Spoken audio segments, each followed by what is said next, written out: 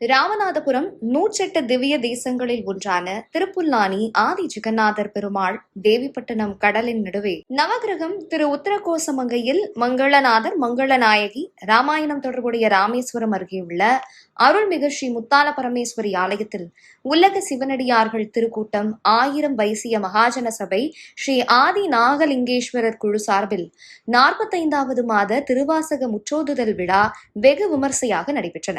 சிவபக்தர்கள், சிவனடியார்கள், சிவத்தொண்டு புரிபவர்கள் காலை முதல் மாலை வரை திருவாசகத்தை பாடினர். உலக சிவனடியார்கள் திருக்கூட்டம் மற்றும் பல்வேறு சைவ அமைப்புகள் இணைந்து நடத்தும் முற்றோதுதல் நிகழ்வு என்பது சைவ சமயத்தில் மிக உயரிய பக்தி நெறியான ஆன்மீக கூட்டு வழிபாடாகும். முற்றோதுதல் என்றால் முதல் பாடலிலிருந்து இறுதி பாடல் வரை எதையும் விடுபடாமல் முழுமையாக தொடர்ந்து வழிபடுவதாகும். இந்த முற்றோதுதல் நிகழ்வின் முக்கிய அம்சங்கள் மற்றும் சிறப்புகள் தனிமனித பிரார்த்தனையாக இல்லாமல் உலக மக்கள் அனைவரும் நோய் நொடியின்றி வாழவும், இயற்கை வளம் பெருகவும், நல்ல மழை பொழியவும் வேண்டி நடத்தப்படுகின்றன. சைவ நெறி திருமுறை பாடல்களின் எளிய தமிழையும் அதன் ஆழமான பக்தி தத்துவத்தையும் மக்களிடம் கொண்டு சேர்ப்பது இதன் நோக்கம். நூற்றுக்கணக்கான அல்லது ஆயிரக்கணக்கான சிவனடியார்கள் ஒரே இடத்தில் கூடி ஒரே குரலில் பக்தி பாடல்களை பாடினர். திருக்கையிலாய வாத்தியங்கள் முழங்க சங்கு, சேகண்டி, உடுக்கை, தமருகம் போன்ற பாரம்பரிய கைலாய வைத்தியங்கள் முடங்க முற்றோதுதல் பாடல் பாடி இறைவனை வழிபட்டனர்.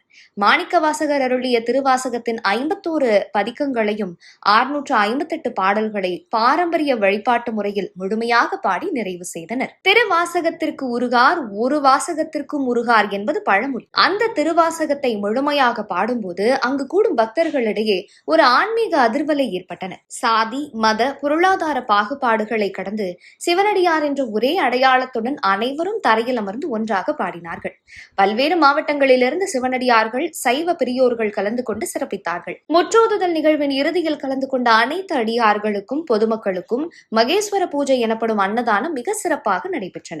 சிவபெருமானே அடியார் வடிவில் வந்து உண்பதாக ஐதீகம். முற்றோதுதல் என்பது வெறும் பாசுரங்கள் பாடும் நிகழ்வல்ல. அது தமிழையும் பக்தியையும் இணைத்து கூட்டு பிரார்த்தனை மூலம் உலகிற்கு அமைதியை தேடித்தரும் ஒரு ஆன்மீக பெருவேள்வியாக நடைபெற்றன.